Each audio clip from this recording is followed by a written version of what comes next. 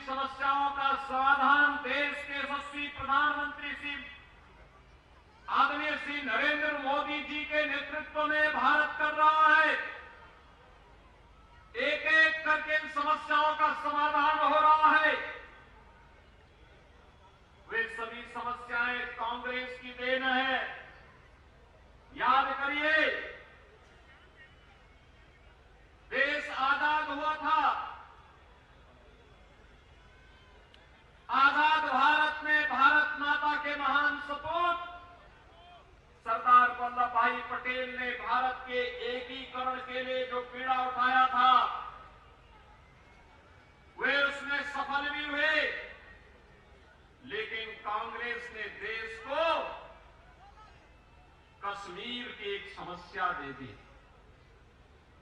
धारा 370 की एक समस्या, जिसका समाधान प्रधानमंत्री मोदी जी और गृह मंत्री अमित शाह जी ने करके धारा 370 को सदैव के लिए समाप्त करके आतंकवाद की ताबूत पर अंतिम कील भी ठोक दी है। अब आतंकवाद सदैव के लिए समाप्त होगा। लेकिन ये समस्या की देन है कांग्रेस।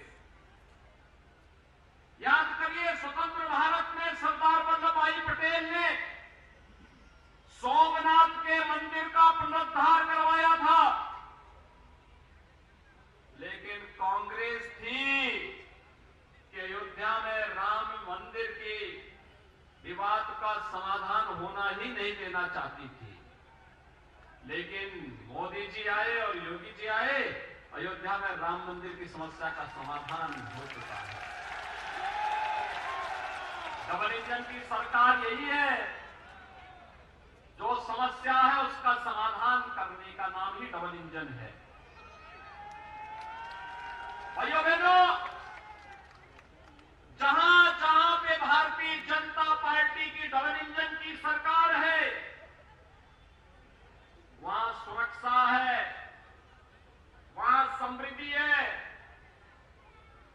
वहां पर विकास है, वहां पे बिना भेदभाव के शासन की योजनाओं का लाभ समाज के हर तबके को उपलब्ध करवाने का कार्य किया जा रहा है।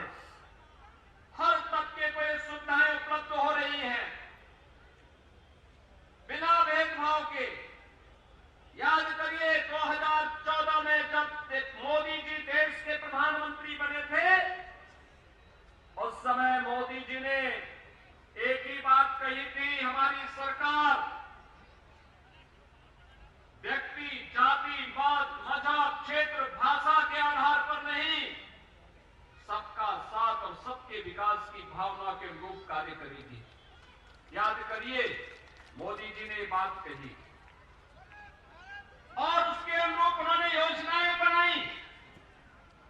याद करिए, उन्होंने जो कहा सो करके दिखा दिया। विकास की योजनाओं को घर घर तक पहुंचाने के लिए गरीबों के जनधन अकाउंट खोलने की बात रही हो, गरीबों के लिए आवास देने की बात हो, हर घर में शौचालय देने की बात हो, हर घर में उज्ज्वला योजना का कनेक्शन देने का कार्य हो, हर घर तक बिजली पहुंचाने का कार्य हो, नौजवानों के लिए रोजगार की व्यवस्था हो, महिलाओं के लिए तमाम प्रकार की महिला कल्याण से जुड़ी हुई योजनाएं हो, प्रभावी ढंग से इन्हें लागू करने का कार्य मोदी जी के नेतृत्व में भारतीय जनता पार्टी की सरकार ने किया। मैं पूछना चाहता हूं अशोक गहलोत जी से, ये अशोक गहलोत जी, उत्तर प्रदेश में भारतीय जनता पार्टी की डबल इंजन की सरकार है। हमने पौने 3 करोड़ गरीबों के लिए एक शौचालय भी बनाए और 55 लाख गरीबों को एक आवास भी उपलब्ध करवाए हैं। 1,75,00,000 गरीबों को उज्ज्वला योजना के फ्री के कनेक्शन उपलब्ध करवाए हैं और उत्तर प्रदेश के अंदर 10 करोड़ लोगों को 5 लाख रुपए की स्वास्थ्य बीमा का कवर दे रखा है। किसी भी हॉस्पिटल में जाएंगे फ्री में उपचार की व्यवस्था होगी। हर घर नल योजना के लिए उत्तर प्रदेश जैसे 25 करोड़ की आबादी के राज्य में प्रभावी ढंग से हम लागू कर रहे हैं योजना को। हर घर में शुद्ध पेयजल की आपूर्ति हो रही है। अब तक हम लोगों ने 1.5 करोड़ से अधिक परिवारों को पानी के कनेक्शन उपलब्ध करवाने में सफलता प्राप्त कर ली है। लेकिन राजस्थान कहां है? राजस्थान का पैसा, यहां की युवाओं की मेहनत, यहां के नागरिकों के परिश्रम और पुरुषार्थ का लाभ आगे राजस्थान को क्यों नहीं मिल पा रहा है? एक तुष्टीकरण का खेल कब तक चलेगा? और मैं आपसे पूछना चाहता हूं, एक तरफ आप गौ तस्करों को महिमा मंडित करते हैं और दूसरी तरफ पूज्य संतों के आश्रम पर बुलडोजर चलाते हैं। ये कैसे स्वीकार किया जा सकता है? यहां पे संतों की हत्या होती है, गौ तस्करी और गौ कसी होती है, बहन बेटियां सुरक्षित नहीं है, व्यापारी की संपत्ति पर कोई भी गुंडा आकर के कब्जा कर लेता है। उत्तर प्रदेश 25 करोड़ की आबादी का राज्य है, लेकिन किसी गुंडे की हिम्मत नहीं है कि किसी बेटी की इज्जत के साथ खिलवाड़ कर सके। किसी गुंडे की हिम्मत नहीं किसी व्यापारी की संपत्ति पे कब्जा कर सके। किसी गरीब, किसी निरीह, किसी कमजोर, किसी दलित की जमीन पर या उसकी किसी भी अन्य संपदा पर कोई कब्जा करने का दुस्साहस नहीं कर सकता है। अगर करेगा तो पीछे से बुलडोजर उसको रौंद करके ठीक कर देगा।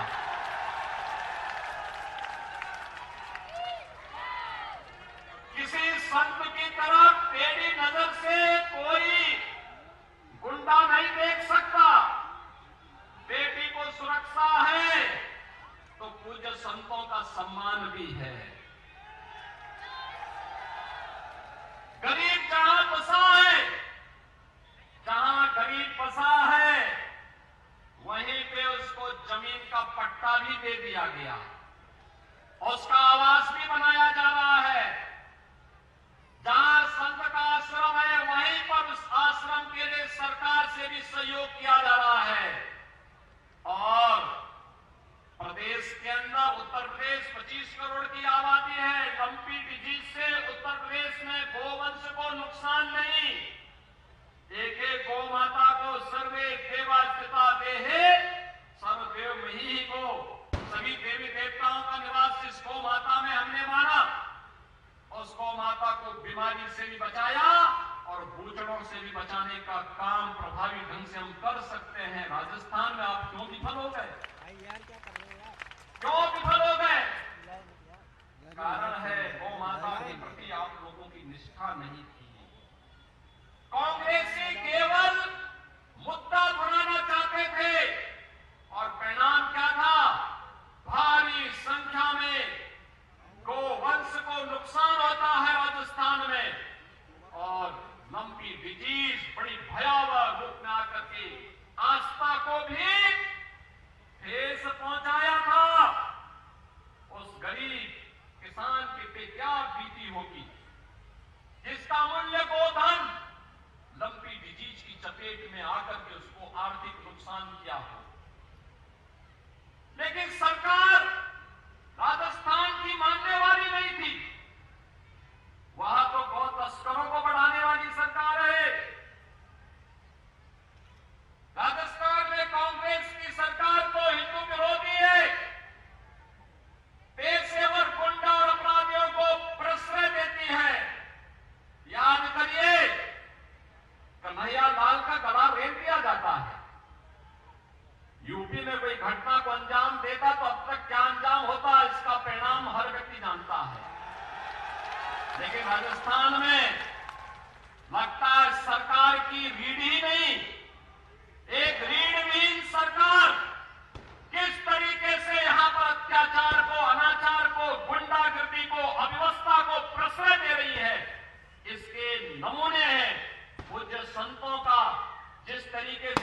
संतों के आश्रम पर यहां पर हमले किए गए, सरकार के संरक्षण में वहां पर उन्हें पालित किया गया। जिस तरीके से बेटियों के साथ जो व्यवहार यहां पर हुआ, ये क्या दिखाता है? भाइयों बहनों, आज इसीलिए आप सबसे हम कहने के लिए आए हैं, तिजारा विधानसभा चुनाव शुरुआत हो रही, प्रचार की शुरुआत हो रही है और मुझे ये भी बताया गया है कि तिजारा विधानसभा क्षेत्र में कांग्रेस जिस व्यक्ति को भेजी है वो अपने बारे में बड़ी बड़ी उपमाएं लगाता है। हमने भी सुना है। भाइयों बहनों, तालिबान का उपचार तो बजरंगबली की गदा ही है। देख रहे हैं ना इस समय गांजा में इजराइल तालिबानी मानसिकता को कैसे कुचलने का काम कर रहा है। सटीक नंबर आ रहे हैं, एकदम निशाना मार मार कर। भाइयों बहनों, अराजकता और गुंडागिर्दी या आतंकवाद सभ्य समाज के लिए सबसे बड़ा कलंक है। लेकिन जब आतंकवाद के साथ, गुंडागिर्दी और अराजकता के साथ वोट बैंक की राजनीति जुड़ जाती है तो एक गरीब, एक निरीह, एक महिला, एक व्यापारी और पूरा सभ्य समाज उसकी चपेट में आता है। आज भारत एक नए भारत के रूप में है। एक और प्रधानमंत्री मोदी जी के नेतृत्व में भारत की टीम कैप्टन के रूप में मोदी जी देश को नेतृत्व दे रहे हैं और भारत विकास की नित नई ऊंचाइयों को छू रहा है। आज आप देख सकते हैं कितना विकास भारत ने किया। 1947 से 2014 तक केवल देश के अंदर 6 एम्स बने थे। आज इनकी संख्या बढ़कर के 22 हो गई। मोदी जी ने मात्र 9.5 वर्ष में 22 एम्स बना दिए। IIT, IIM, हाईवे, रेलवे 1947 से लेकर के 2014 तक याद करिए कुल 74 एयरपोर्ट बने थे। मोदी जी ने 74 नए एयरपोर्ट बना दिए मात्र 9 वर्ष में। कांग्रेस जो काम 70 वर्ष में नहीं कर पाई थी, मोदी जी ने वह काम 9 वर्ष में करके दिखा दिया। योजनाओं का लाभ जिस तरीके से मिल रहा है, बड़े बड़े इंफ्रास्ट्रक्चर डेवलपमेंट के कार्यक्रम चल रहे हैं, उन सभी कार्यक्रमों को आगे बढ़ाने के लिए आज जिस प्रभावी तरीके से भारतीय जनता पार्टी के नेतृत्व की केंद्र सरकार कार्य कर रही है और जहां जहां राज्यों में भारतीय जनता पार्टी की सरकारें हैं, ये डबल इंजन की सरकारें जिस प्रभावी तरीके से कार्य कर रही हैं, उस प्रभावी कार्यक्रम को आगे बढ़ाने के लिए आज राजस्थान का हर नौजवान, हर माताएं, हर बहनें, हर अन्नदाता किसान, हर व्यापारी, हमारा युवा समाज के हर तबके का व्यक्ति भी उसी बात को लेकर के कार्य कर रहा है। और देखिए कितनी समानता है। मोदी जी एक संत के रूप में, देश ही 142 करोड़ की आबादी ही उनका परिवार है और तिजारा का भी सौभाग्य है कि बाबा बालकनाथ भी एक योगी के रूप में पूरे तिजारा को ही अपना परिवार मान करके यहां पर आए हैं। उनके अपना परिवार नहीं, कोई नातेदारी रिश्तेदारी नहीं, एक ही रिश्ता है।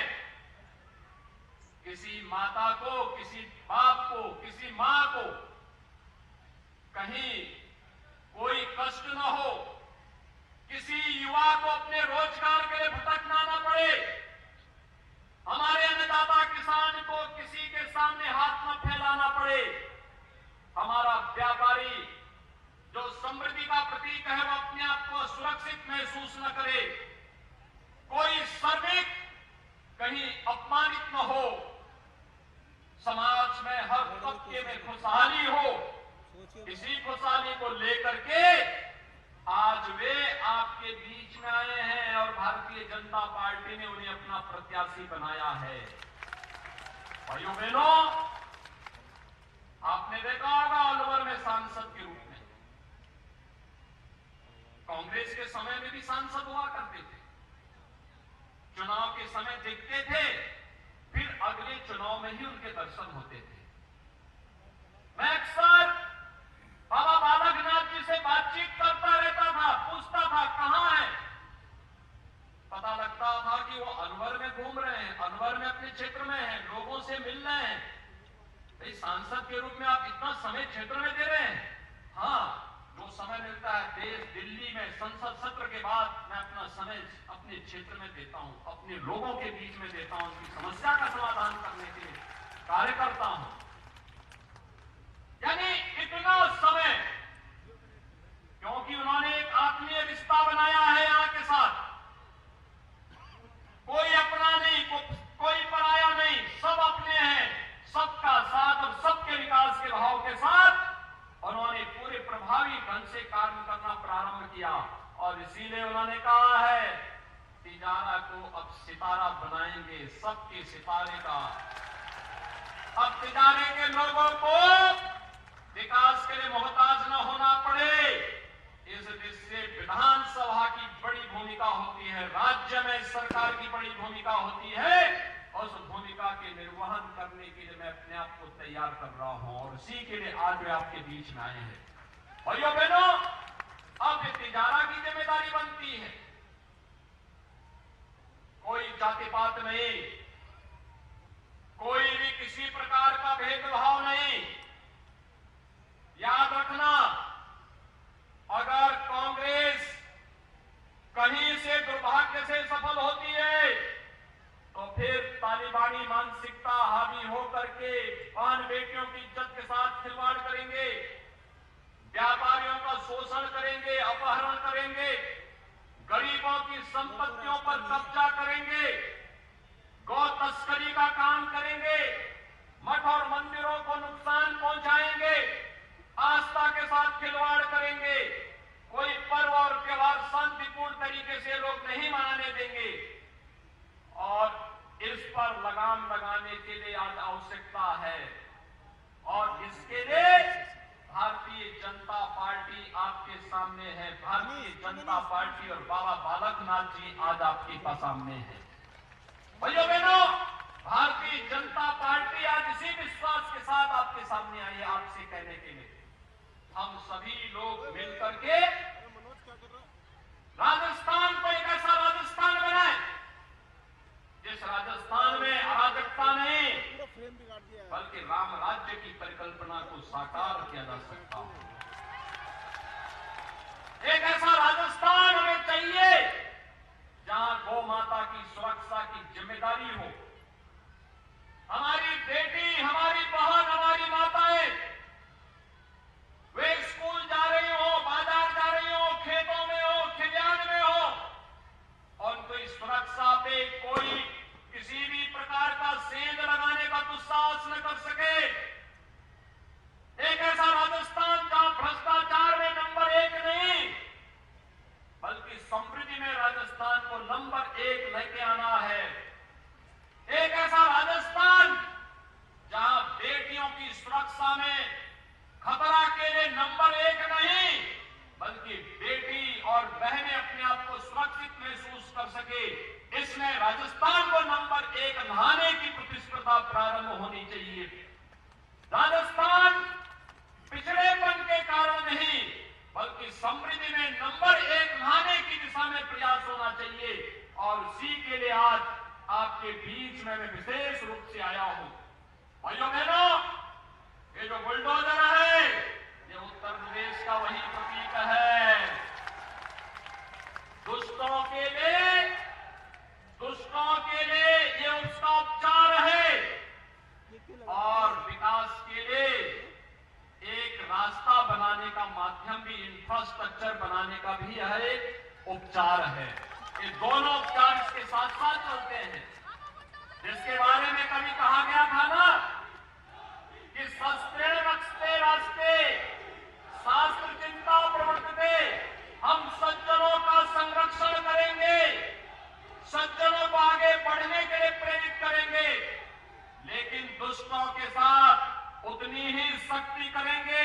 और यही तो भगवान श्री कृष्ण ने कहा था, उन्होंने भी तो यही कहा था।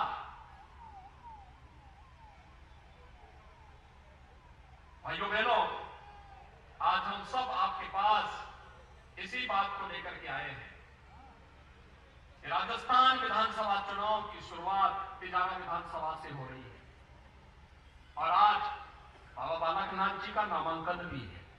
मैं नामांकन के लिए उनको बधाई देता हूं, अपनी शुभकामनाएं देता हूं। पूज्य संतों का आशीर्वाद, बाबा मस्तनाथ जी का, योगीराज भरतरीनाथ जी का, बाबा महायोगी बाबा गोरक्षनाथ जी का, पूज्य संतों का, सभी का आशीर्वाद उनके साथ में है। और साथ साथ माताओं का, बुजुर्गों का, अन्नदाता किसानों का, इनका आशीर्वाद और युवाओं का सहयोग उनके साथ में है। पूरी मजबूती के साथ हम सबको इस चुनाव में लगना होगा। अभी आत्मविश्वास नहीं, बल्कि एक एक व्यक्ति को जिम्मेदारी समझ करके अपने अपने बूथ को संभालने की दिशा में कार्य करना होगा, मिलकर के आगे बढ़ना होगा। अति आत्मविश्वास हमेशा घातक होता है। हमें मान करके चले, हमें अंतिम दम तक चुनाव लड़ करके चुनाव को अपने पक्ष में मतदान, अपने पक्ष में पोल करवाने की दिशा में कार्य करना होगा। और इसके लिए हर एक बूथ के प्रबंधन में एक एक कार्यकर्ताओं की टोली को लगना होगा, संगठन के एक एक पदाधिकारी को लगना होगा, समाज से जुड़े हुए विभिन्न संगठनों को जुड़ना होगा। ये सभी जुड़ जाएंगे, कोई कारण नहीं, एक बार फिर से तालिबानी मानसिकता परास्त होगी और राष्ट्रवाद की विजय होगी, राम राज्य की स्थापना का मार्ग प्रशस्त होगा। और इसकी शुरुआत तो जनवरी में फिर से होने जा रही है। अयोध्या में प्रभु श्री राम के भव्य मंदिर में रामलला का विराजमान होगा 500 वर्षों के बाद। अयोध्या में भगवान राम के भव्य मंदिर की कार्य बनने का काम युद्ध स्तर पर चल रहा है। एक नई अयोध्या मिलेगी। याद करिए, मैं आपसे पूछना चाहता हूं कि क्या कांग्रेस रहती तो क्या अयोध्या की समस्या का समाधान हो पाता? क्या कांग्रेस कर पाती? भाइयों बहनों, नहीं करती। और दूसरा, कांग्रेस से उम्मीद क्यों करते हैं? यहां तो मुआवजा देने में भी कांग्रेस जिस तरीके से भेदभाव करती है, कन्हैया लाल के परिवार को 5 लाख का मुआवजा भी बहुत मुश्किल से मिल पाया, लेकिन गौ तस्करों को 25 लाख। और जयपुर में अभी मोटरसाइकिल के आपसी भिड़ंत में 50 लाख का मुआवजा। भाइयों बहनों, ये भेदभाव क्यों? भाई, ये पैसा किसी मुख्यमंत्री का नहीं होता है, किसी सरकार का नहीं होता है। हम तो केवल कस्टोडियन है। हमारा ये मानना है कि पैसा जनता जनार्दन का पैसा है, इसमें जनता का अधिकार है। जैसे मकान मोदी जी ने सबको दिए, कहा सबका साथ सबका विकास।